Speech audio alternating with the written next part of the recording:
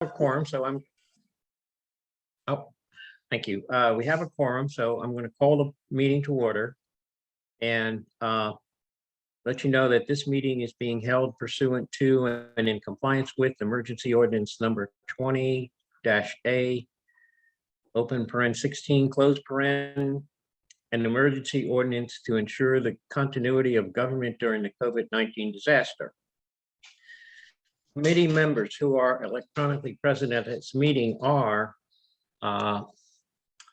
okay, James Dean, just say here. Here. Virginia Newton, Here.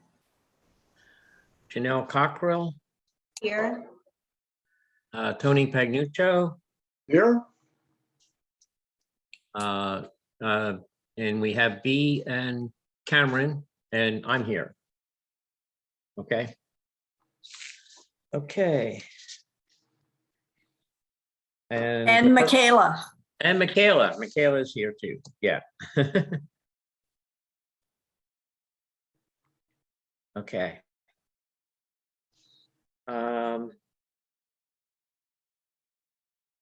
Do I need to read these other statements? The person's responsible, Michaela? Is that Yes, if you could read that. okay? Persons responsible for receiving public comment are the Places 29 North Advisory Committee. The opportunities for the public to access and participate in the electronic meeting are posted on the Albemarle County calendar. Okay. Please note that chat is disabled. If you send something in the chair, it will be sent to the meeting administrator. To ask a question or share a comment, use the raise hand feature to indicate that you would like to speak. The county staff present at the meeting are Michaela Cardy, Cameron Langgill, okay, and Carolyn Schaefer. Okay, the first order of business is to adopt the minutes of the August meeting. Since the September meeting was a joint meeting, we're not responsible for the minutes for that, right? Right. Okay, so I've read over the minutes and I didn't see any changes that need to be made. Does anybody else have any comments? Nope. All in favor of approving the minutes, please say aye. Aye. Aye. Okay, thank you. Minutes are approved.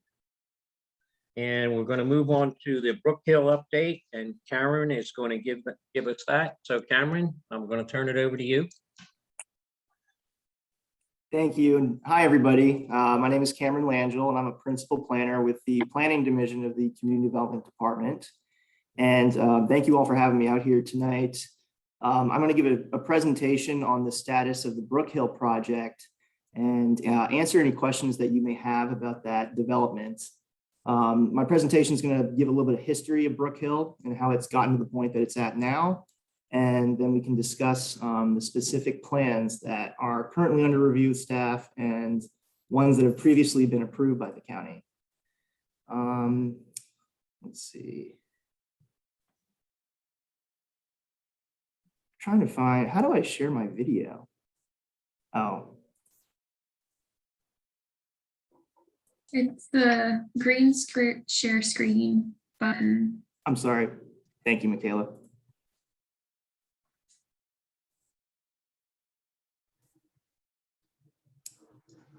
Okay.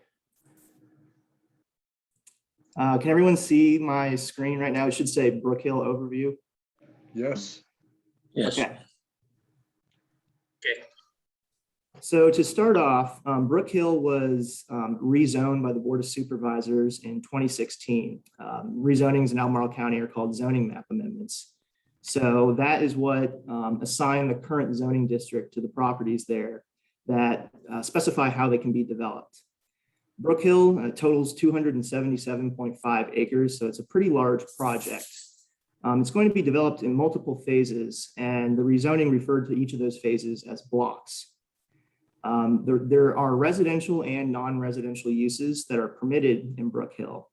The project has to have a minimum of 552 total dwelling units and a maximum of 1,500. The dwelling unit types that can be built in Brookhill include apartments, townhomes, and then single-family detached homes. There are also some parameters on the non-residential uses that are allowed. The project has to have a minimum of 50,000 square feet of non-residential uses, and it's allowed to go up to 130,000 square feet for non-residential. So the image you see here is a map of the overall project. And this shows each of the blocks as they are identified by the rezoning. You'll notice that there's different colors shown on this map. And I'll start by talking about the green areas. As you can see, the legend calls that green space. And what those areas are sensitive environmental features that are located within the project. So that's things like FEMA floodplain, critical steep slopes, wetlands, and stream buffers. All of the green areas that you see in this image are actually required to be dedicated to the county through a public easement to be used as a greenway system. And there will be trails located in that greenway. The yellow color that you see is the developable portions of each of the blocks that have that designation of neighborhood density. So what that means is they can be developed for residential uses with densities between 2 and 6 units per acre. The blocks that you see that are colored orange are referred to as urban density residential. And that means that they can be developed for residential uses between 6 and 34 units per acre. In the center of the image, that's the town center area. It's referred to as block 1 by the rezoning. And that is the primary core of the project that will have the non-residential uses located in it. There's going to be also a public park and plaza gathering area, but that is going to be the primary focal point for non-residential uses in this project. You will notice if you see Route 29 and Polo Grounds Road are basically the boundaries on the west and the south of Brookhill. And the green areas do wrap around that perimeter. And the goal of that is to provide a buffer of landscaping to kind of screen all the different development that will occur in the blocks adjacent to there. So this is a more illustrative layout map of the project. And what this is intended to show is the potential street locations within each block. Again, you'll notice that the yellow, orange, and red colors are kept from the previous map. And what you see here is the internal streets that will serve all the different uses within each block. This is not the exact layout of streets that will end up getting built. It's just a conceptual example of how each block could be developed. So there may not be as many cul-de-sacs, there may be more connections. It just depends as the developer gets to actually submitting subdivision plats and site plans for development of each of those blocks. There may be things in the field that kind of dictate, altering that street layout a bit. Nevertheless, the green areas have to be maintained as they're shown here, and that will be where that greenway is located. So with the Brookhill rezoning, again, each block was assigned a certain number of units and square footage that could be built there. And what this shows, the left-hand column shows the block numbers. So again, starting off, block 1 is that town center area. And it is permitted to have residential uses there. But you notice in the right-hand columns, that's where the non-residential square footage limitations are specified. Block 1, as you can see, has to have a minimum amount of non-residential square footage.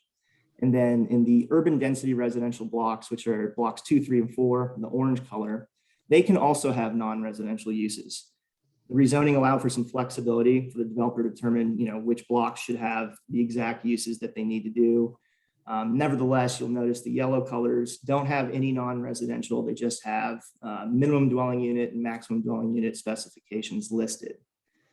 At the bottom of this table, one thing that is important to notice is that the comprehensive plan future land use maps actually allowed for more residential units to be built in Brookhill than what they actually got approved for. The developer did that voluntarily just so that this project wouldn't be too dense in comparison to the surrounding developments, which is Montgomery Ridge subdivision to the east and then Forest Lakes to the north. So, they could have built up to 2,589 units, but they are only going to be building 1,550. So I'm going to transition now into talking about which blocks have received final approval for development from Albemarle County. I know you all live in that area, so when you drive on 29, you probably see some of the construction that's going on right now. And what I've done on this image is basically highlighted the blocks that have received final approval in red. And so I'm going to talk about what has been approved in each of those on my next slide, but the only areas that have gotten that final approval, you'll notice, are closest to 29 and then the intersection of Polo Grounds Road and 29. The rest of the blocks, most of them have received preliminary approvals for certain development, but not final approvals. So there's no construction permits that are ready to be issued for any of those other blocks. So to start here, the first blocks that were developed were called Block 4A and 4B, and that is where those apartment buildings are located at the primary entrance road to Brookhill off of Route 29. There's 316 total apartments between all the buildings in that part of this development. They feature 1, 2, and 3 bedroom apartments.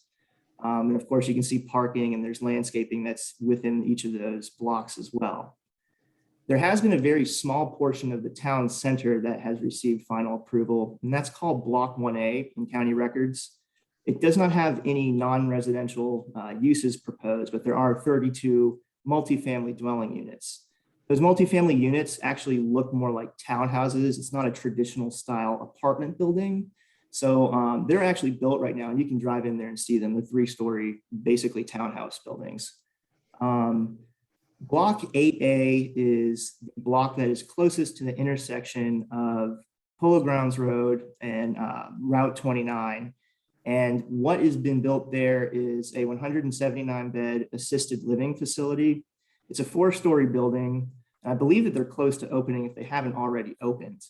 One thing to note is that based on the level of care that was being given for certain beds in that facility, 87 of the actual rooms count as an apartment or a multifamily dwelling based on the county zoning ordinance.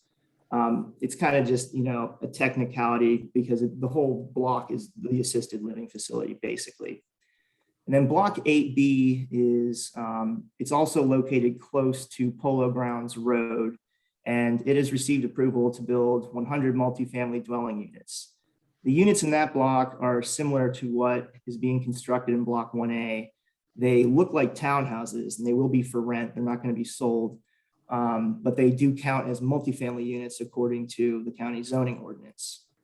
So in terms of what has received final approval at this time, there's 535 total dwelling units that have received approval, plus the rest of the beds that are in the assisted living facility. I think that is all the slides I have. I do have, the code of development that was approved with the rezoning. If you have specific questions, I can share images of that. I didn't think it was going to be very useful for me to try and pull each site plan and show that to you because they've been done by different engineers. So if you're not looking at that, every day, it might be a little confusing if I was just trying to run through all the different improvements and features in each block. But I can share any of the approved plans with you if you would like. You can send me an email and I can provide you with a link to that you can view them in your web browser. So I guess now, if anyone has any questions about Brookhill, I'd be glad to answer those. Virginia? Tony? So, yes, I do have a question. Cameron, I don't know if it's been approved or not. I can't remember, but I guess it has. Where the stores would be in the middle of Brookhill. Mm-hmm. Now, and also I remember a while ago that a hockey rink was going to be built in back of that. So what's the status of those two projects? So yeah, you're correct. There was a site plan that was under review with the county to build that hockey rink, basically in that town center area, so a little bit further into the development. But that plan got to the final site plan stage, which is basically the last thing they have to do application-wise before they get final approval. We were reviewing that back in 2018, and From what the developer has told me, it's not going to be built in that block any longer. They're still working with the folks who are looking to do that ice rink, and they're potentially going to relocate it a little bit further north on the north side of the town center area. That said, there has been no, final site plan approvals given for the ice rink. So right now it's still potentially going to be located in Brookhill, but I don't have a final answer on that yet. Cameron, can you stop sharing your screen? Yes. Okay, all right. That way we get to see everybody. Okay, while he's doing that, Jimmy, do you have any questions? I don't have any questions, but I have some comments concerning traffic, the age-old problem on Prophet Road and Polo Grounds Road. I'm just curious, they're in the process of building a roundabout or a traffic circle at 20 and Prophet Road. It seems like there's something going on that we maybe don't know about. VDOT must be looking for increased traffic. Can anybody tell us of any kind of plans they have? We know about the underpass, belongs to the railroad company. We know about the railroad bridge that has a 16-ton limit. Any updates on anything? I mean, really, Brookhill is just a drop in the bucket, what we see now to what it's going to be. I'll start. I see that B wants to answer some of that, but with Brookhill itself, the developer proffered their rezoning. What that means is they wrote a proffer statement that has a list of items that they were going to basically do or give to the county to offset the impacts of their development. Many of the proffers for Brookhill are tied to transportation improvements. So all of the pavement widening and lane striping that you've seen right there at the intersection of 29 and Polo Grounds Road, that was a proffered requirement of this project. Brookhill did not make any proffers about upgrading that underpass for the railroad that's further down Polo Grounds Road. But you are correct that there is a project right now that the county got approved by VDOT, and VDOT's actually doing the project, building it for that roundabout at Polo Grounds Road and 20. And I guess, B, if you want to take it from there and talk more about that. Unmute. Thank you very much. You're absolutely right. VDOT is doing that project on 20 and 20 Prophet. It's actually a more of a management of the traffic along there. They've seen more traffic, so it's a way to eliminate crashes because when there have been a number of crashes there. So it's actually a way to slow the traffic down because they have to slow down to go around. So it's actually more of a traffic calming and measure to be, because cars can't speed to the, no, sorry. Does your dog have a mute? Yeah, I know I'd like to mute them. But anyway, it's a way to control the traffic and slow it down. That way there aren't as many accidents. We're actually, we're going to be putting one at Rio and John Warner Parkway. There's one at the airport. There's going to be several roundabouts and maybe even on Hillsdale and Rio also. It's called a peanut shaped roundabout. But we're looking at those things as a way to slow traffic down and to eliminate. We're looking at sites that have a lot of accidents and to be able to eliminate those accidents. So it's not because there's a lot of development coming, although there is, with Brookhill and everything, but it is a way to control the traffic along that road. And he's Cameron's right as far as the railroad. That's strictly the railroad. they're the only ones that can improve it, not improve it, because it's like they have eminent domain and they have such power that there's no way we can require them or VDOT can require them to enlarge the railroad bridge on Prophet or Polo Grounds Road. So, does that answer your question, Jimmy? Yeah, just an afterthought. A few years ago, we had Prophet Road upgrades all the way from 29 to Baker Butler School. It was in the 6-year plan and it mysteriously dropped out. Can you give us shed some light on that? No, I don't know about that. Maybe Cameron does or Michaela. Doesn't Know sound about like that, I would have to get back to you and ask about it. Right. Yeah. I don't remember. Well, if it was 6 years ago. yeah. And then plans do change. Other things take their place, but I don't know what happened in that instance. I'm sorry. Okay.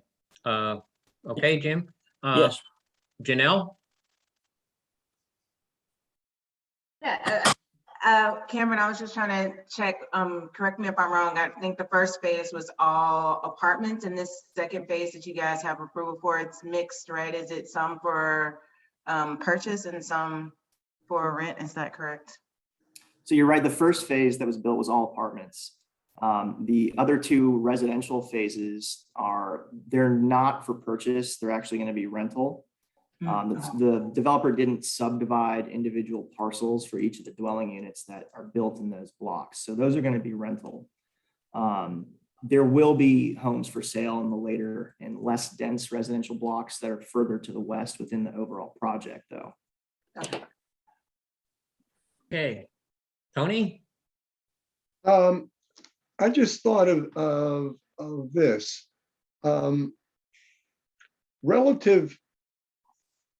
Relative to, well, let me form my question better. If there's time, I'll come back later. If Okay. not, Yeah, I did have a couple of questions, Cameron. The block 1A, I know there's a section there that's being sold as condominiums. There are those two over two townhouses. Is that in block 1A? Yeah, that's probably what is in block 1A. Yeah. And that they also might take that route and do them as condominiums in the block 8B. The buildings that you see that look like traditional apartment buildings are going to be just rental apartments, owned and managed by a typical management company for apartments. But the developer could come back and do condominiums for those other dwelling units in block 1A and block 8B. Okay. The other thing I noticed is in blocks 4 and 9, the ones that are adjacent to Forest Lakes, the green space / tree line there seems very thin. Is there any possibility of doing anything with that? Yeah, so block 9 has not received final approval yet, but part of the rezoning did call for, it's a 100-foot wide buffer adjacent to 29. And then adjacent to Forest Lakes, they have to do a 30-foot wide buffer.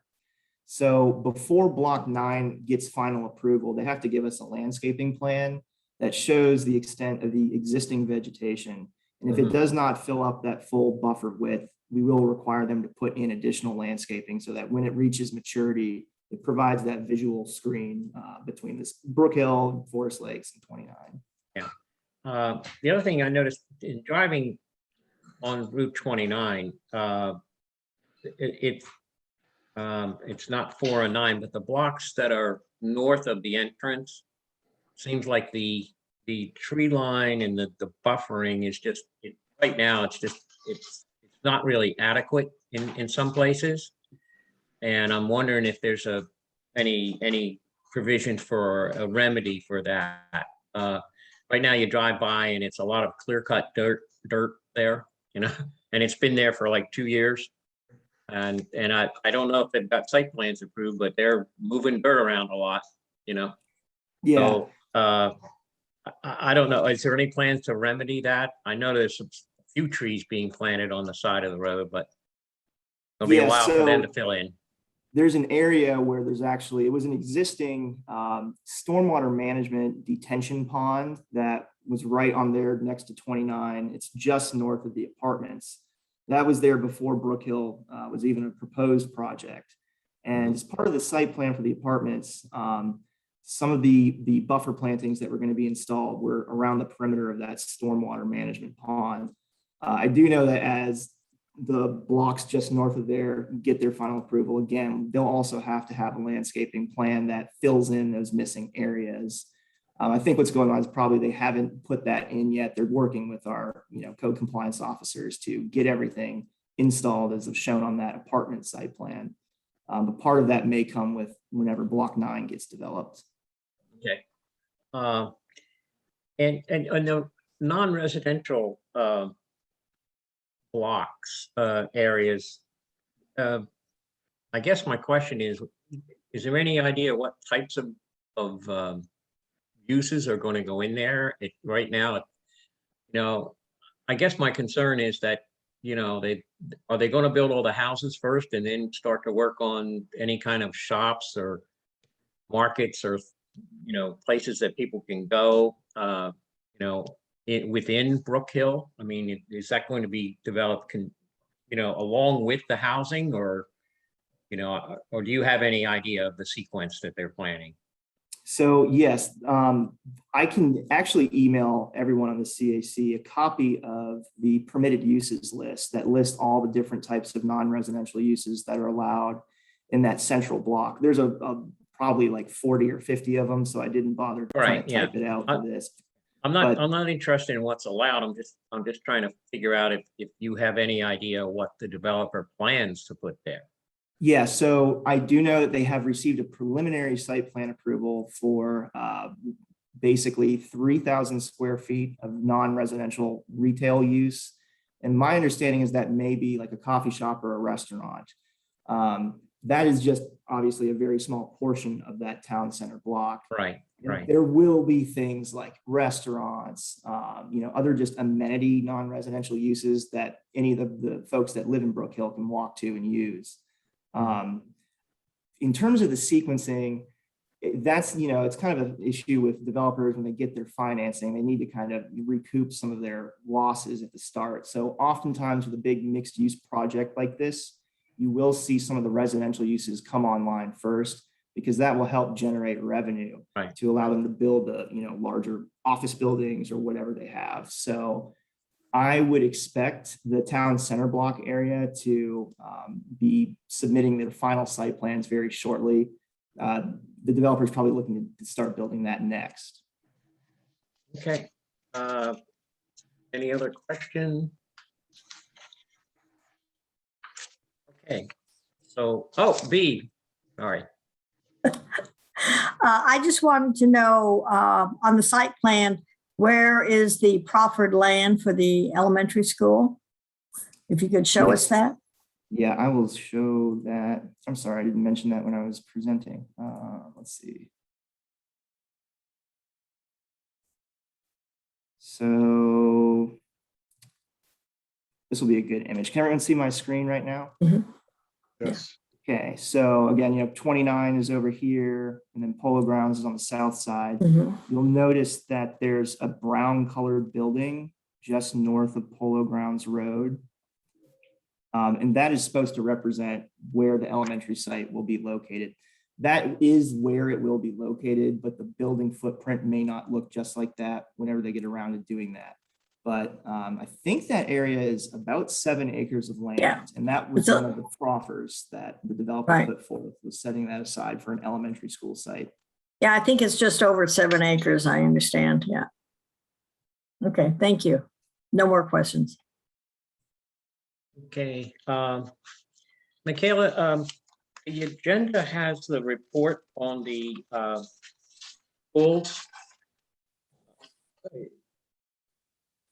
Albemarle County Public Schools subdivision yield analysis, discussion and questions. But I think we skipped that in the little Yes, strip yeah. that you gave. Anyway, I'm just gonna, go ahead, Tony, sorry. Oh, So Cameron, relative to affordable housing, what was the proffer for that in Brookhill? So the proffer for affordable housing with Brookhill is that 15% of the total dwelling units that get built overall have to be affordable housing. Those could be rental units, they could be for sale units, or they could be a combination of both, but that's what the proffer was that got approved. So of any of the existing apartments or those homes, are any of those right now, do they fall in, any of them fall into affordable housing? Yeah, so the block 8B, that was where there was 100 units proposed, and that's gotten final approval. The developer did say on their final site plan that 15% of those units are going to be affordable. There's nothing precluding them from going back retroactively and working with us to make any of the other like apartments meet the affordable housing, rental rate. And basically our zoning division is tracking that as they go along and working with the developer to figure out where the affordable units will be provided. Thank you. Okay, so on the report from the schools, anybody, it was kind of hard to go through, but does anybody have any questions or comments on that? Okay, well, I do. And we can't answer these tonight. I just want to kind of get them in the record. On page 31 of the reports, they're basically projections for the number of students per unit. And and the projections are based on what we have in the county now in terms of how many students we can expect from an apartment unit or a single family home and so forth. And I'm wondering if the planners took into account the demographics of new apartment units and new developments, as opposed to older ones where we would think that there would be more school-age children in them than there would be in established communities or established apartment complexes. And so I don't know if they took that into account, and we'll just have to follow up on that. The other thing that stood out to me was in making the projections, if they felt they didn't have enough apartment units, that was a specific example in that particular area. They took the average or the number of students per unit rate from the county in general. And they cited an example of in the Hollymead area where the apartments around that area, and they cited 5 apartment complexes, and the number, it was like 0.8 students per unit. And instead of using that, they used the countywide, which was 0.09. And that's quite a big difference. And my question is that really a more accurate way to do it? I mean, I know the number 5 sounds small, but when you're talking about an apartment complex, that could be, 5 apartment complexes could be 800-900 units. Okay. And the only other comment I had was at the end where they looked at the schools that were impacted and had a high impact from our standpoint, and that's on page 38 of the report. At 3 out of the schools in our area, in the Places 29 area, will experience a high impact from the projected development. And the 4th one, which is Albemarle High School, is already overcrowded. So it just kind of points out that that we really need to get another elementary school in here if we're going to accommodate this development. So if nobody else has any questions on that, the next item on the agenda was the transit expansion study. And do we have anybody from, I thought Lucinda was going to show up. Do we have anybody from transit, Michaela or Carol? Oh, really quick on the last item, Bill, could you email me your questions? Sure. Yeah, I'll document those. That's probably the best thing to do. Okay. Thank you. And we have Carolyn, did you unmute Lucinda? Is that what happened? I thought I heard someone unmuted.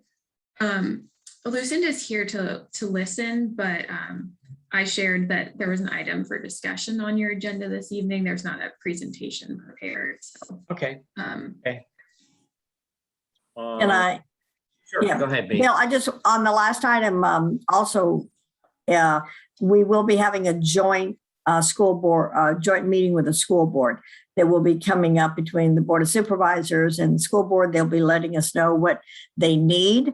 I'm fairly, we haven't done it yet, but I'm pretty sure that they will be using the Brookhill site for an elementary school. We'll see.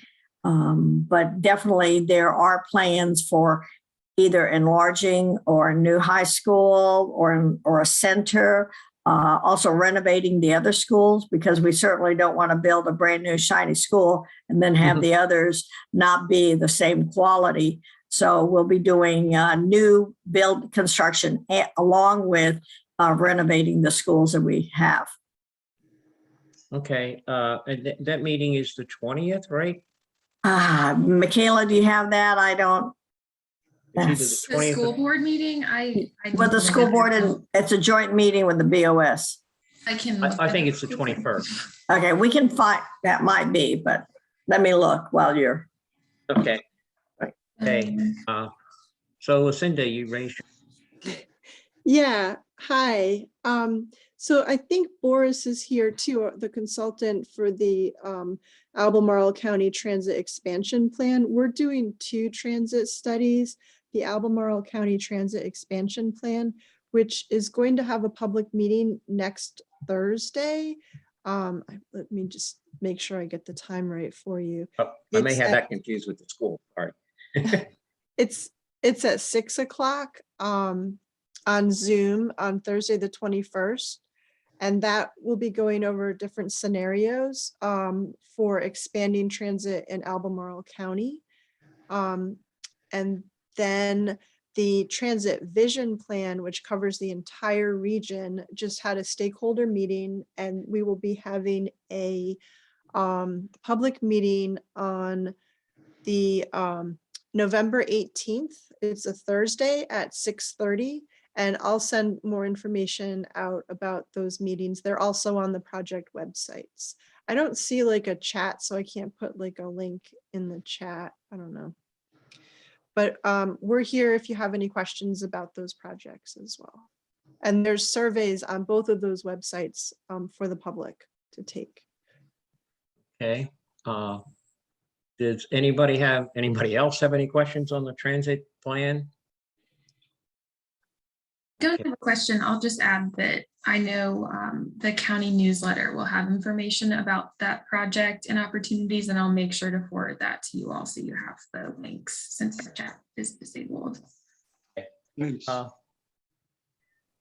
The question I had, probably a simple answer, that on the density map that you guys, that was produced, I think it was on the expansion plan on pages 6 and 7. Do you know if that density map is based on current current housing, or is it based on projected? Is it projected based on everything that's in the pipeline and everything that's being built? I believe it's based on current housing, but I would have to double check with the consultant on that. Okay. Yeah, because if you follow this, there's quite a bit of development taking place right around the Forest Lakes, Hollymead area on Route 29. And, I think if you took that into account, that yellow color there would probably expand significantly. And the other thing, with regard to CAT routes 5 and 7, am I correct in reading this, that basically you're going to replace the CAT 5 stop at Walmart with the CAT 7 stop? Is that pretty much the way it's going, Lucinda? Is that in the Albemarle County expansion plan or the? Right, vision? right, Okay, Albemarle right. County. Yeah. I don't know if Boris is here because he would be able to answer that better. I think he was coming tonight. I can't see. the Yes, link. he's here. I can Okay. unmute him.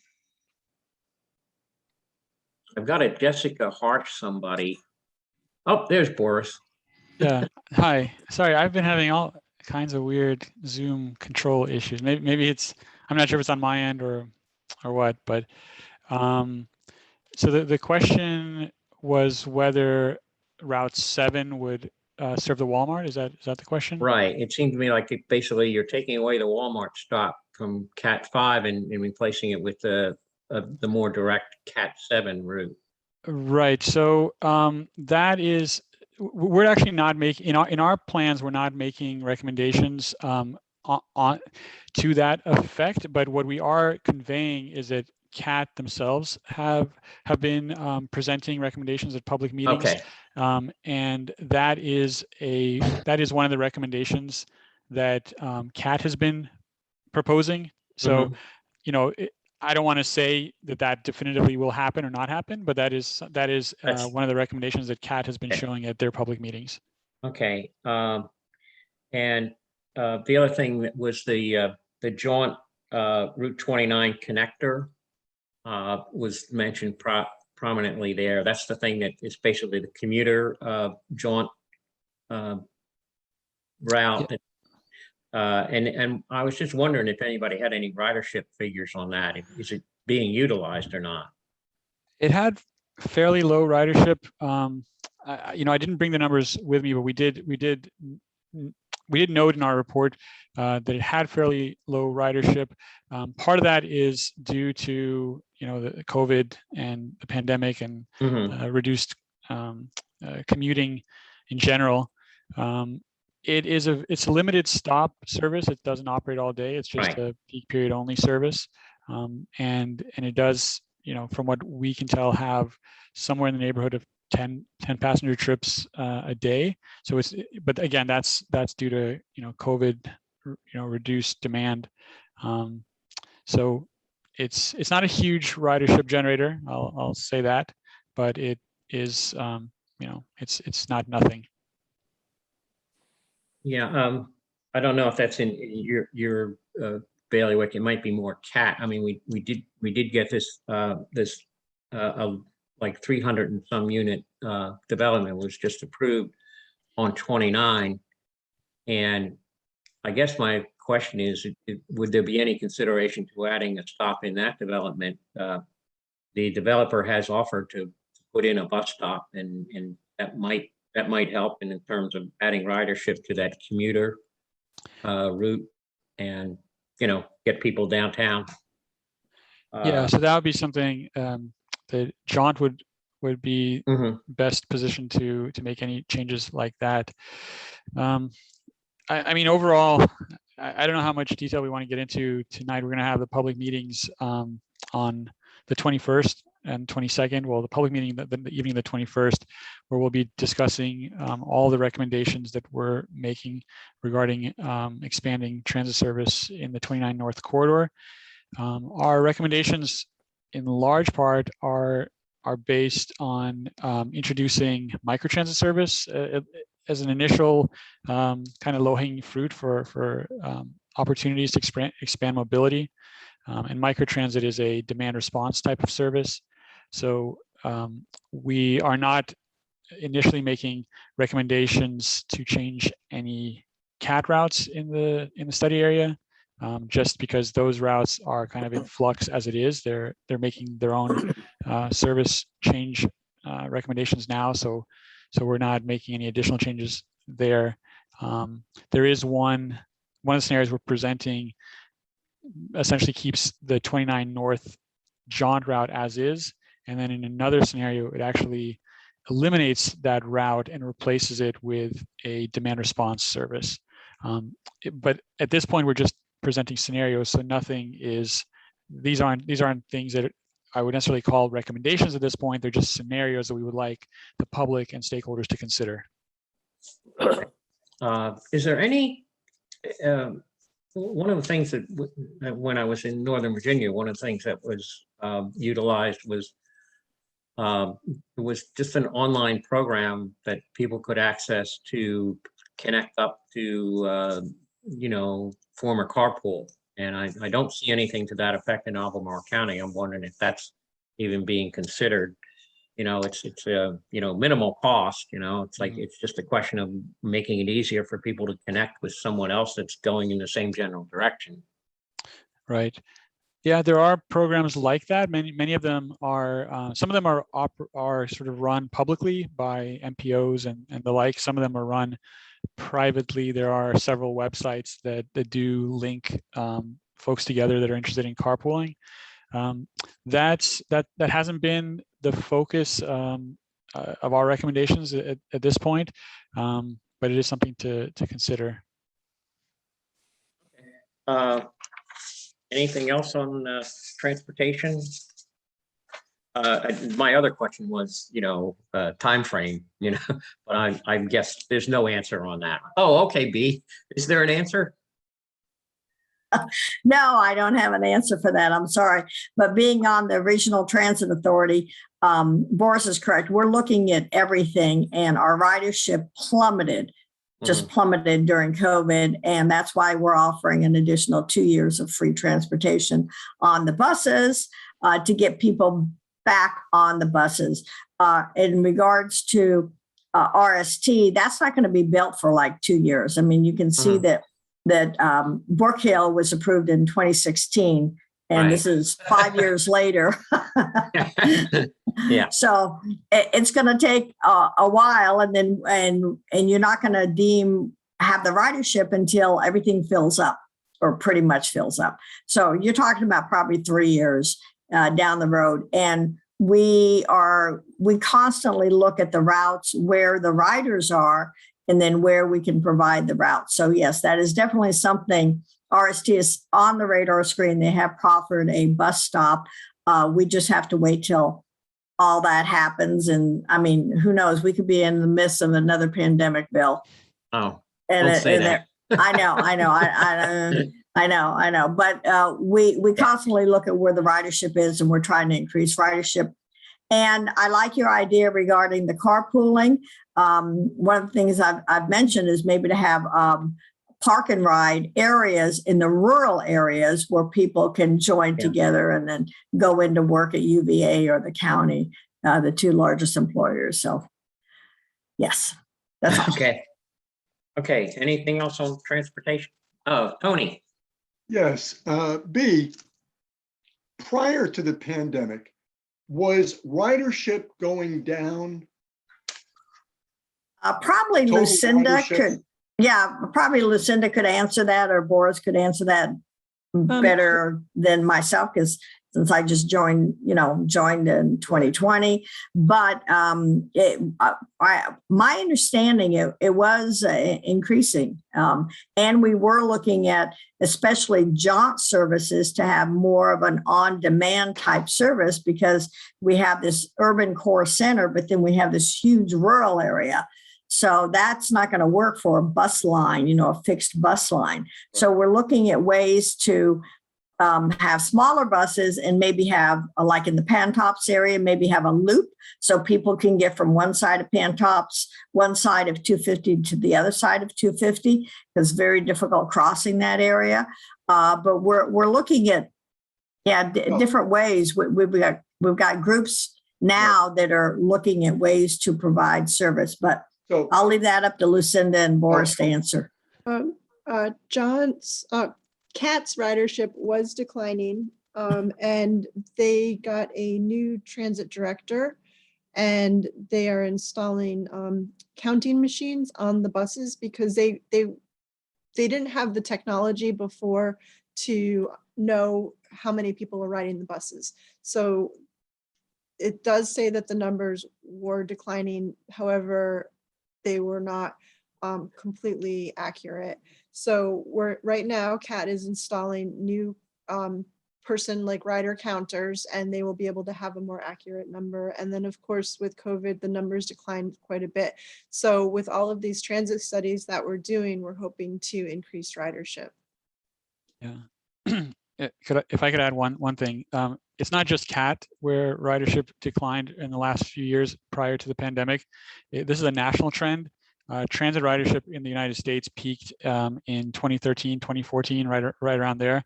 And then really nationally, there was a trend of seeing ridership decline after that. And a lot of that is kind of tied to the appearance on the scene of alternatives like Uber and Lyft and scooters, electrified bike shares. And those two things were attacking transit ridership on sort of two ends. On the longer distance trips, people were gravitating toward Uber and Lyft. On the very short trips, or especially around college campuses and the like, people are gravitating toward these what's called micromobility options like scooters and bike share. And so those were having an effect nationally.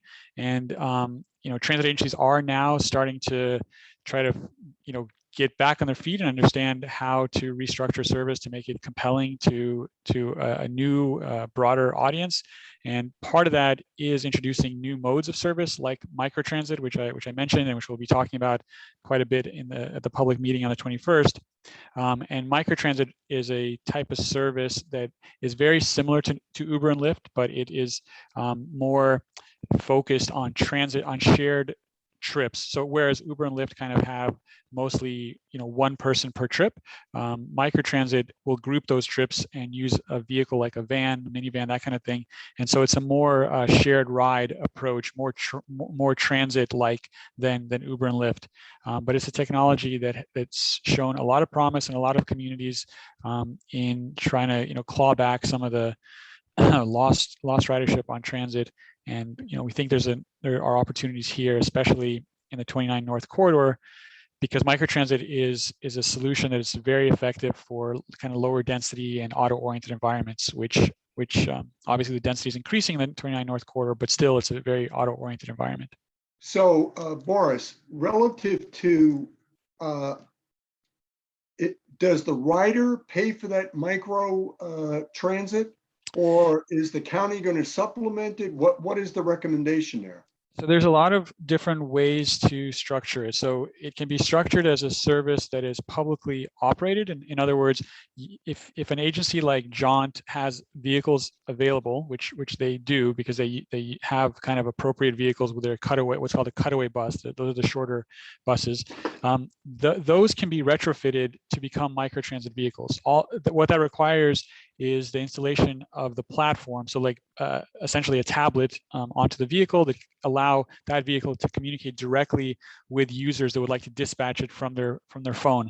So that's one way to do it. The other way is a turnkey system. A turnkey system is where everything is contracted out, from the vehicles to the drivers and to the technology. If you go with a turnkey model, typically there's a contract that a public agency will sign with the contractor. Let's say it's maybe the county signs that contract, and that's the cost of the service. The county then determines how much of that cost they would like to recuperate through fares. And so they set the fares at whatever they would like. Their operating cost is set based on the contract, but the fares are then assessed, based on the determination of the public entity. Okay, thank you. Great. Okay. I'm sorry, there's one thing I forgot to ask. Oops, did I? Okay. There was a line in this expansion plan that it talked about zero car households, that they would need public transportation. Do we have any idea from anybody how many of those households there are in Albemarle County where the household has no access to an automobile? Or is there any way of finding out? We do have that. I don't have it with me tonight, but that was one of when we did the existing conditions document, which is I think what you're referring to, there were several population subgroups that we looked at. These are all census categories: low income housing, disabled residents, no zero vehicle households, youth, young adults, seniors. So that is a census category that we identified. So assuming the census data is accurate, which that's the best that we have to go by, there are some zero vehicle households in the county. I don't have in front of me the numbers, but I could get that to you. But it's there. It's there. Yeah, it's not big. It's not big by any means. I wouldn't think so. Yeah. Okay. Anything else on transportation? Okay. The next is the comprehensive plan update, the phasing plan overview, and I think I sent that to everybody. And I asked Michaela to give us a little briefing on this because it was a little hard for me to follow, and it just seems like it goes out an awful long way. And so if you could give us a little briefing on that, Michaela, I'd appreciate it. Sure. Sorry, I was sharing my screen and my mute and unmute button moved on me. But as Bill mentioned, he asked me to provide a short overview of a presentation that county staff gave to the Board of Supervisors last Wednesday. So Supervisor Lopez-Gurley, this is going to look very familiar to almost a week ago. And basically, we are at the very early stages of discussing a scope of work for the comprehensive plan with the Board of Supervisors and the Planning Commission. And I'll go through this with you all. But first, I thought I would start from the top and just remind everyone what the comprehensive plan is. I know you've heard about it in the past, but we've taken breaks from it at times. And the comprehensive plan is the document that establishes the long-range vision for Admiral County. It guides growth, development, and change for the next 20 years. It's used to assist staff, appointed committees and boards, and the Board of Supervisors when public policies are being developed, especially those related to land use activities and use of resources in Admiral County. It's the basis for land development regulations and decisions like rezonings and special use permits, which you see through the community meetings, as well as capital improvements and new county programs. This is the document that divides Admiral County into designated development areas and rural areas, where the development areas make up approximately 5% of the county or 35 square miles, and the rural areas make up approximately 95% of the county or 695 square miles. The intent of that growth management policy is to focus development into urban areas to create quality living areas, avoid sprawl, improve access to services, and protect the rural areas. As you know, each development area has its own master plan, and for this area, it's the Places29 master plan. I'm not going to go through this in detail, but this is a timeline of the comprehensive planning history in Admiral County. You can see in 1971 was the adoption of the growth management policy. And there were several changes made to the development area boundaries along the way. And the latest update to the comprehensive plan was in 2015, where there was no development area boundary expansion, but county-wide policies were incorporated during that update. And so you might be wondering, why is an update needed now? And since the latest 2015 comprehensive plan, the county has undertaken several substantial planning and policy initiatives across the county, and those efforts aren't currently integrated into the 2015 comprehensive plan. For example, the Board of Supervisors prioritized a strategic plan in the fall of 2018. And that plan includes climate action planning, economic development, infrastructure planning, revitalizing aging neighborhoods, and expanding broadband. Those are all topics which are really relevant to the county's comprehensive plan. Additionally, recent plans that have been adopted by the board since 2015 include the Economic Development Office's strategic plan called Project Enable, the Climate Action Plan, and most recently, the housing plan, Housing Admiral. Finally, to further the county's commitment to providing the highest level of public service and enhancing quality of life for all its residents, the Office of Equity and Inclusion was created in 2018. And a new value of community was added to the county's organizational values. And that's an internal value that states, we expect diversity, equity, and inclusion to be integrated into how we live our mission. So coupled with the recent work and initiatives, Admiral County is also a growing community, as many of you are familiar with and experience. Over That's demonstrated by both the number of new residential units that have been constructed over the past 5 years, as well as the population growth in the last decade. According to the US Census, Albemarle County's population increased 10.4% from 2010 to 2019. Yet not all of the growth is experienced uniformly across the county. You all heard a presentation last month about the equity profile, and in that document, it states that 37% of Admiral County households are ALICE households or asset limited income constrained employed households. And an additional 9% of county households were living in poverty. That's according to the latest 2018 data. And so alongside this growth, there's been an increasing demand for urban services and infrastructure, especially in the context of the pandemic. We've seen increased use of county parks and demand for broadband to support students in our school systems and those working remotely. So earlier this year, county staff has held work sessions with the board and the planning commission on the comprehensive plan scope of work.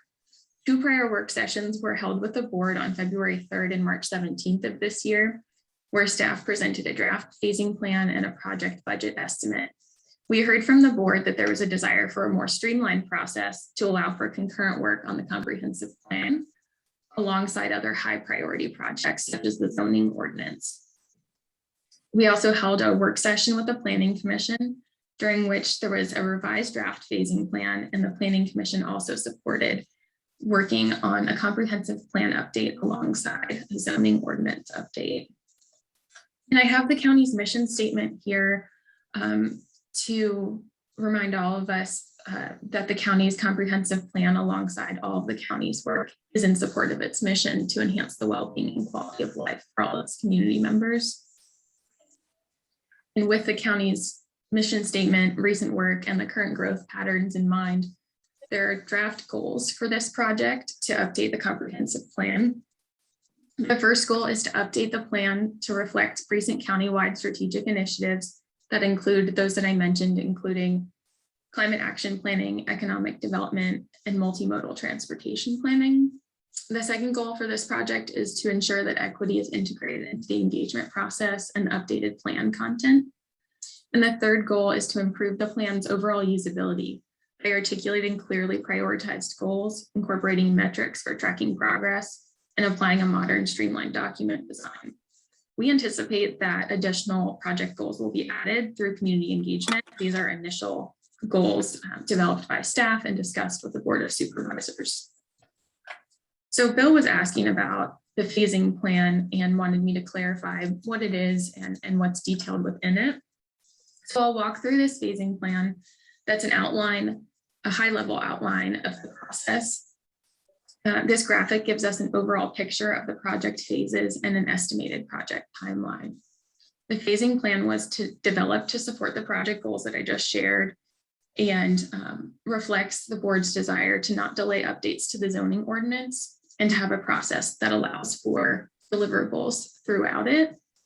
So this graphic shows a concurrent comprehensive plan update at the top and a zoning ordinance update at the bottom, each broken into 4 phases. And this presentation is focused on the comprehensive plan update. And as a county staff person, that's the project that I'll be working on. So I'm most familiar with the comprehensive plan process. But just for your background, the zoning ordinance, the first phase will be focused on simplification and clarity of a few topics in the zoning ordinance. The second phase is intended to focus on resource preservation, such as tree preservation, historic preservation, and dark skies. The third phase of the zoning ordinance is intended to look at street standards and commercial and industrial zoning districts. And the fourth phase is intended to review and update residential and mixed-use zoning districts. But this presentation is focused on the comprehensive plan, and the first phase is called Growth Management Policy and Plan Framework. And the goal of this phase is to review, evaluate, and if needed, update the growth management policy through the lenses of equity, climate action, and capacity projections. County staff have already begun the work of data collection and population projections for this phase, This includes estimating the capacity of our development areas, understand if we'll have the capacity to accommodate projected growth or if adjustments will be needed. We'll also look at the policy for consistency with the recently approved climate action plan and the new organizational value of community. Lastly, in this phase, we intend to set up a framework for the appropriate level of detail in the plan. And this will be the opportunity to identify which content belongs in the countywide comprehensive plan versus separate, smaller, more specific topic-based plans, such as the climate action plan or economic development strategic plan. The second phase of work, the goal of it is to identify core topics to be included in the comprehensive plan, evaluate existing conditions for those topics, and then update any relevant policy statements, goals, and set up any frameworks needed. As with the previous phase, this will be done through the lenses of equity and climate action planning. And we have a few anticipated major topics, though this is dependent on the community engagement process. Topics would likely include transportation, economic development, land use, resource, and rural area planning. The third phase will detail action steps for implementation of the different goals that were identified in the last phase. In the current comp plan, action steps are called strategies. So that's the type of content that I'm talking about. During the third phase, we'll also identify metrics for each of our topics so that we can track progress moving forward and begin work of prioritizing the different action steps. In the final phase, the goal is putting together the final draft document and engaging community and decision makers around the overall plan priorities when all of the content can be considered as a whole. And there will be a public hearing process for the final plan adoption. After completing the 4 phases of work, it's our hope that we have an updated document that achieves the 3 goals I shared, a plan that reflects the county's strategic initiatives and priorities, such as climate action. It's a plan and a process that integrates equity, and a plan that clearly identifies community priorities and provides metrics for tracking progress. So the next steps on the comp plan update process is that county staff have time scheduled with the board next month to talk about the community engagement and the stakeholder engagement process. So all of what I've shared this evening is content related. We fully intend to engage with community members. That process is being developed currently and discussed with the board. So between now and then, county staff will be continuing to work on data gathering and coordinating to prepare for the comp plan update. So this is a very early preliminary phase of work, and Bill wanted me to make sure that everyone understood what was happening and what was on the board materials from last week. I'm happy to answer questions. Okay. I'm just going to open it up for questions. Anybody on? Just raise your hand. Okay. The last slide you presented, Michaela, you're talking about community input. I would suppose that, or should we plan as a committee to be part of that process and to try and maybe get some more people involved in terms of community input on the first phase of this plan? Well, throughout all 4 phases, there will definitely be community engagement throughout, and that will be public engagement that we'll be sharing. So in addition to the CAC, there'll be public meetings and publicity. I guess we should try and talk it up, so to speak, so that we get, people from the community actually trying to participate in this process.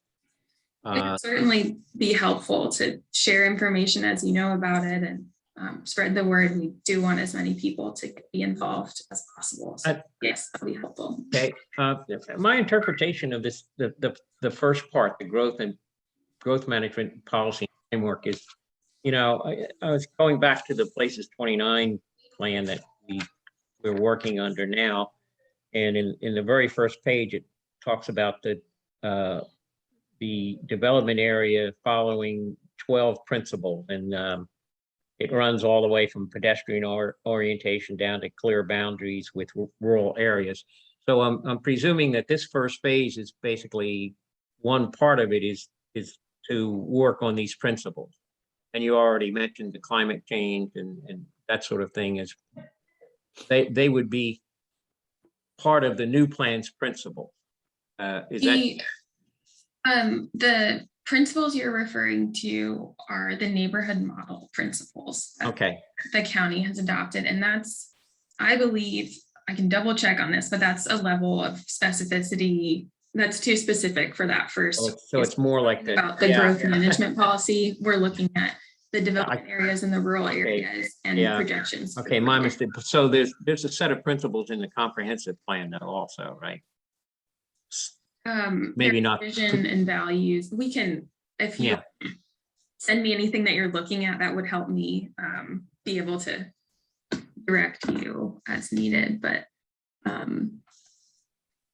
Well, yeah, the first stage with the neighborhood model principles. you know, I guess one of the things, and I mentioned it, I think it was one of the comments I made in the equity presentation, is that you know, we're starting to learn as a society that in the past there have been a lot of barriers that have been set up for minorities to actually acquire wealth through home ownership.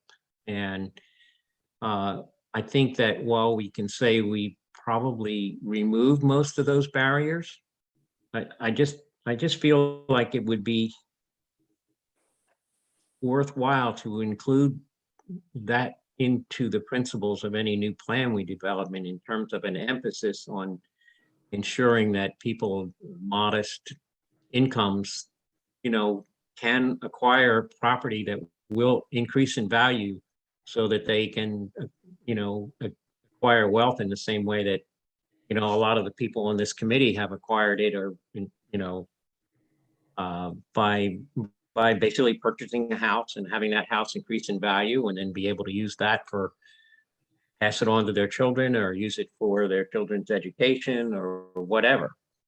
And it's something that I, you know, as I remember from the comprehensive plan, there seemed to be an equal weight for rental and ownership. And it's like, I really feel like we need to emphasize the kind of ownership that increases value. And I know one of the things that disturbed me a little bit in previous meeting was when they were talking about low income subsidized housing in terms of purchases, that the county was looking at restricting the, you know, the amount of equity, you know, that basically they wanted those houses to stay at the same value level and not rise with the market for 30 years. And the objective was to create a permanent inventory of low income housing for purchase. But, you know, most of the equity that people build up in their homes, it doesn't come from paying off the mortgage. It comes from the fact that they buy a house, and they buy a house for $200,000, and 8, 9, 10 years later, they can sell it for $300 and some thousand dollars. And they probably have about $10,000 worth of equity in that house from paying off the mortgage. So if you don't allow people of modest income to buy a house that can increase in value, and it doesn't matter if townhome, single home, duplex, condo, you know, then you're really, you're not positively helping people that in the past have been denied that opportunity to actually have that opportunity. And I really feel like that has to be an important part of any new comprehensive housing. Sorry about the soapbox. Go ahead, Janelle. Because along those lines, I guess my question was like, right, we listened to the presentation from the Office of Equity and Inclusion.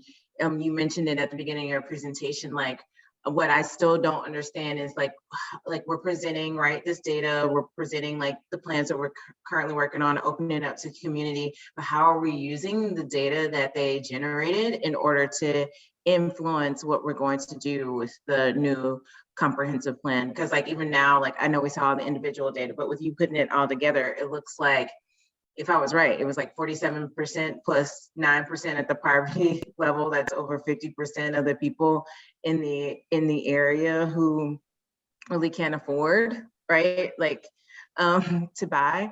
So like what are we gonna do to, or like, how does the comprehensive plan help, you know, fix, I don't wanna say fix, but improve that issue? Yeah, that's a great question. So it's the 37 plus 9%. So That's 37. yes, So it comes close to 50 though. Okay. And that isn't uniform across the county also. So it differs by geography. And step in using the equity profile data is, you know, we'll be working on that. I don't have all the answers for you in this moment, but overlaying that data with our development areas and our rural areas and figuring out where there's correlations and access to services that might differ and different quality of life outcomes, and questioning whether policies or planning efforts can address those. So yes, it's your question is very much on my mind and something we need to work on, but we do have this new data that we didn't have access to during the last comp plan update, and we should be using that to address where people aren't having similar outcomes across the county and access.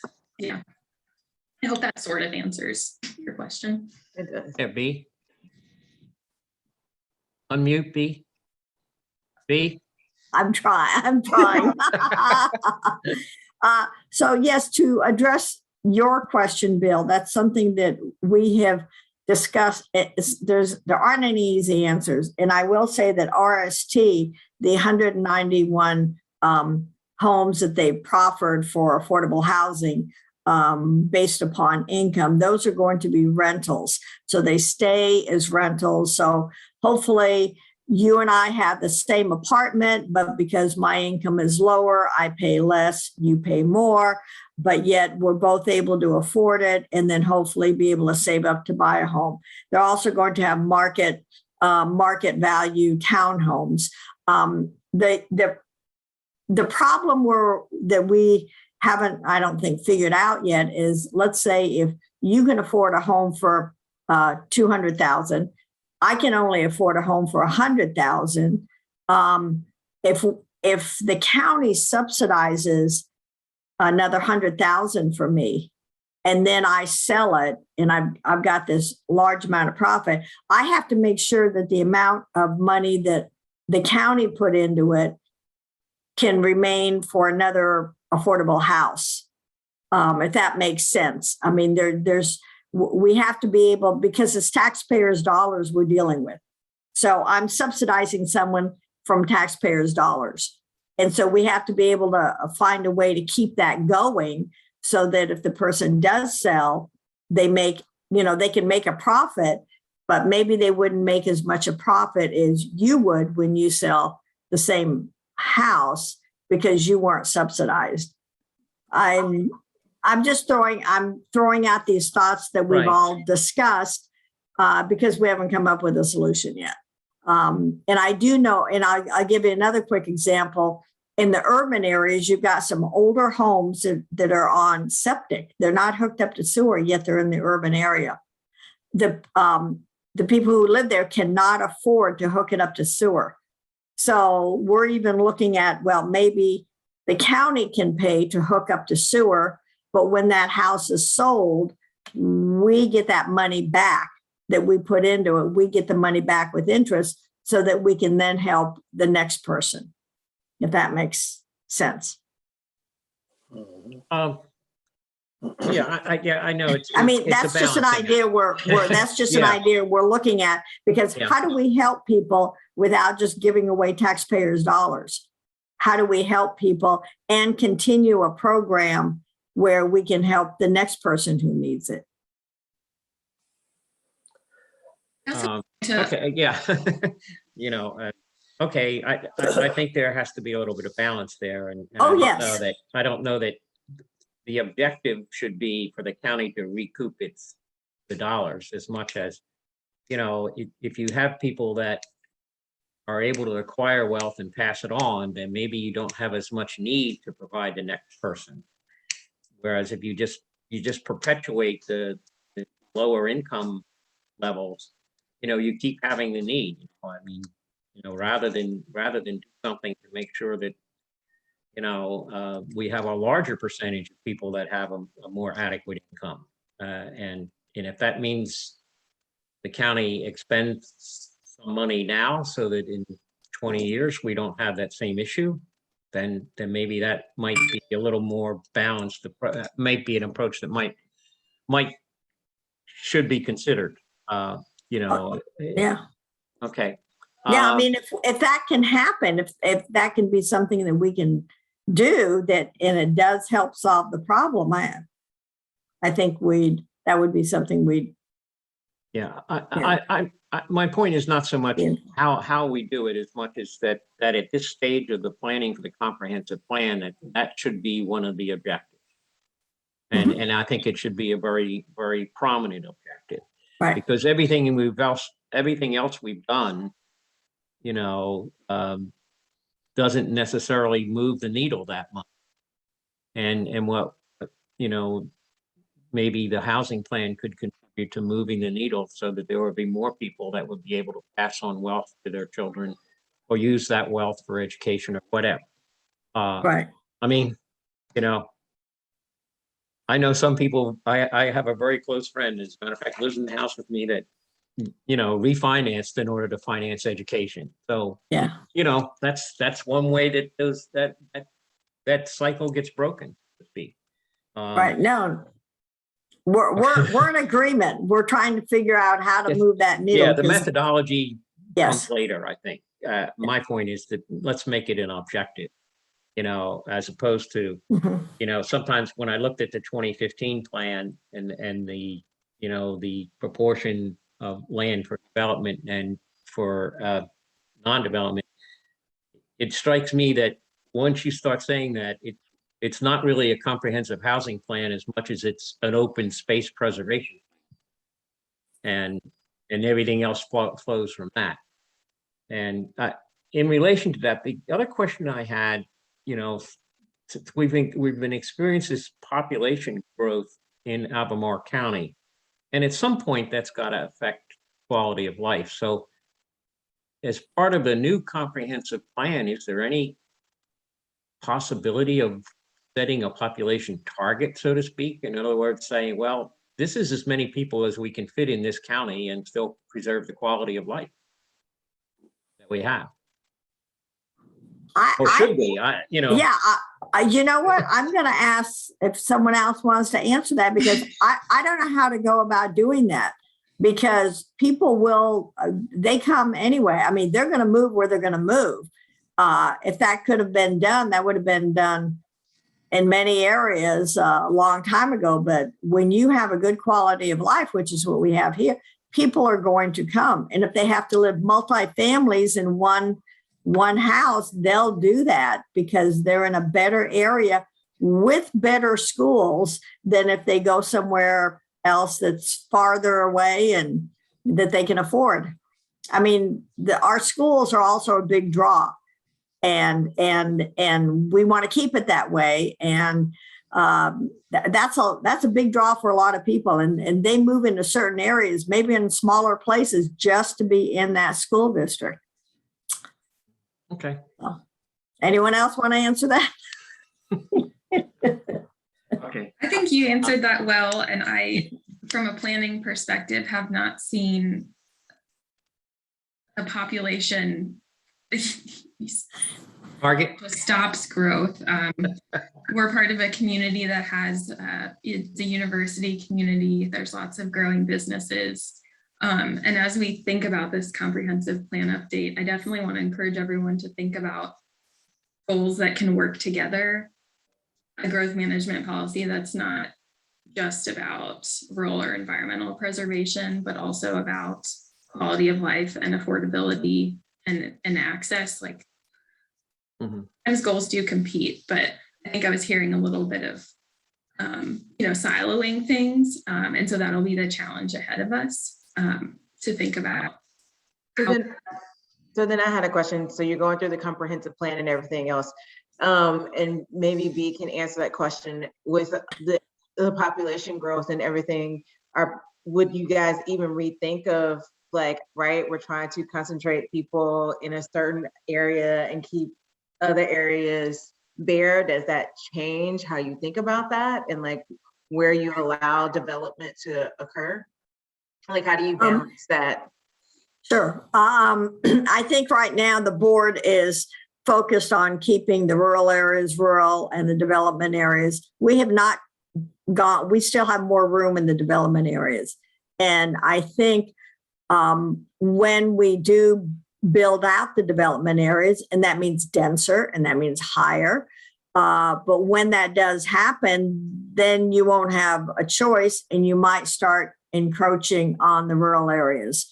But until that happens, I don't think anyone wants to do that, because I really do believe that you lose the charm, the beauty of Albemarle, and you just become, frankly, that's when you become like another Fairfax. And I don't think that's what we want. I think we want to try to maintain the rural areas as long as we can. It could be, I don't know, 10 years, 20 years, 30, 40, 50 years, 100 years. I don't know. But it's developing, it's going to the limit in the development areas. And setting up the infrastructure, I guess, that goes along with that. If that's yes. And it's also a lot less expensive. So when you develop, let's say 29 or Pantops or 5th Street Extended, you have the services for police, for fire, for sewer, for schools. If you just start building way out in the rural areas, developments in the rural areas, you don't have the infrastructure to be able to deliver good service in those areas. Okay, I'm just gonna, we kind of ran out of time, so we're not gonna talk about urban density residential future land use category. Do you have anything else for us, B? Next thing is. Yes, I just wanted to let you know, the 20th, that's when we're having the joint meeting with the school board and the board of supervisors. So you'll be learning that, yes, they're going to want more schools and then also renovate the other schools. So I think the one big shining diamond we have in Albemarle County is keeping our schools the best they can be. That's what we want. Okay, great. Thank you.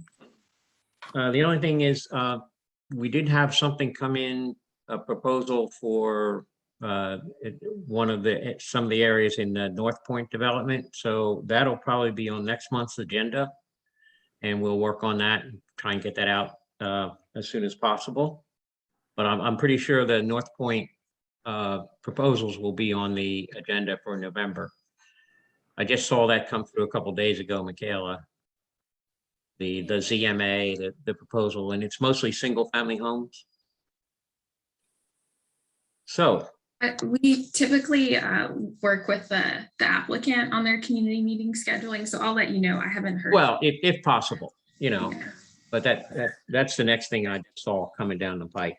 Okay, so the CAC's next meeting is tentatively scheduled for Thursday, November 18th at 6:30 p.m.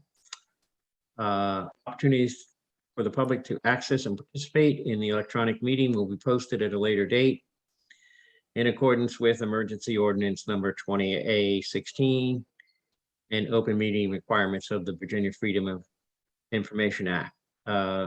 If there's no objection, I'm going to go ahead and adjourn the meeting. No objection. No objection. Could I just throw in one little point, Sure. just out of curiosity?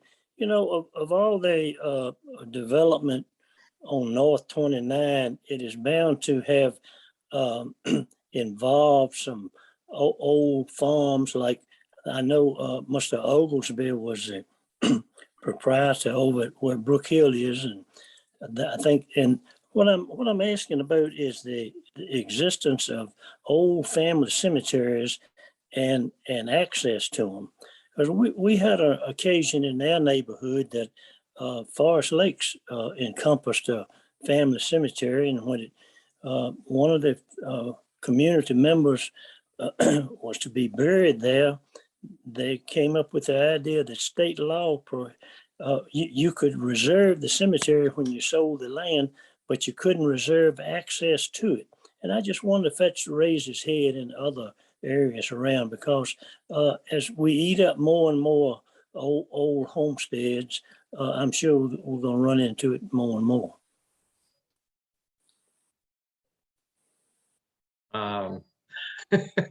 Okay. I don't.